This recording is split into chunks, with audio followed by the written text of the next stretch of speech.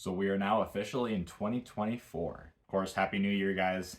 And I'm starting this year off by talking about Mean Girls, the musical remake. And for those of you that don't know the story, it's about this girl named Katie Heron who's struggling to fit in high school.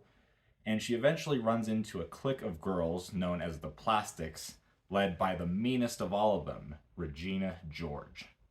Now, let me give you guys some context with me with the original Mean Girls. I remember explaining back, a while ago in one of my videos that I started this whole channel because of, I was my school's film critic in high school. And at the time that I was starting out, I was asking people for recommendations of what movies I should review. One of them was the original Mean Girls. I checked it out, did my own review, and, I really enjoyed it. And I rewatched this film the day before going out to see this new one, and I can still say it's a really good movie. It's not one that I love. I can definitely understand why it's a classic. There's a lot of style to it that makes that point very obvious to me. However, I feel like there were a lot of elements in the movie where they could have leaned a bit more into the substance. But overall, Mean Girls is a good movie. So part of me checking this movie out as my first film in 2024 is kind of looking back, the original being one of the first movies I ever reviewed, and also the fact that I've been hearing some positive buzz about it. I didn't expect anything great about this film. I'm not expecting this to be like in the best films of 2024 by any means, but I just wanted a solid time at the movies, and that's actually what I got. I was pleasantly surprised with the cast, who is very good, especially Renee Rapp as Regina George. I never felt like Renee Rapp was trying to copy Rachel McAdams.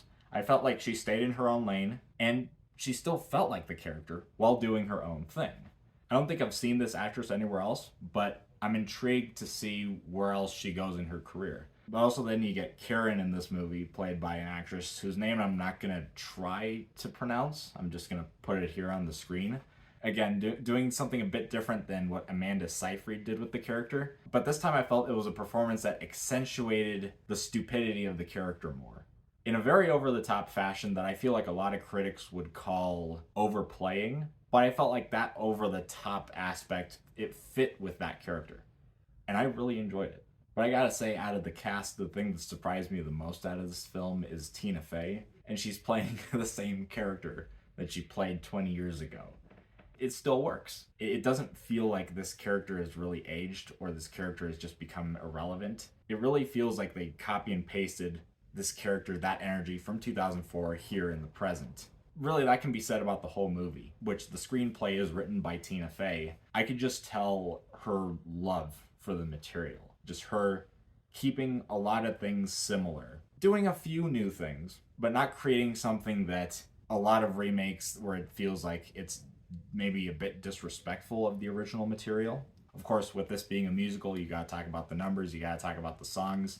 The numbers are really well choreographed. There's especially a shot that's shown in one of the trailers where the camera is spinning around all these teenagers fighting. That was very impressive. Full of color, just a very well-made production that you want for a musical like this. And I would say that one of the things watching the film for me that was original was hearing all these songs that were created for the story. This film, it works for that people that haven't seen the musical, that just know the story, and maybe they wouldn't go to Broadway or wherever to go watch that production, they can get it through a movie. And I thought that was really cool.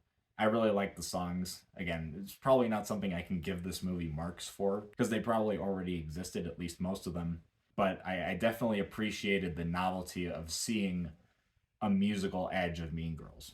And really, the rest of the movie is as good as it is because it is like the original film, just with like a musical skin over it. The humor, some of the lines are really funny.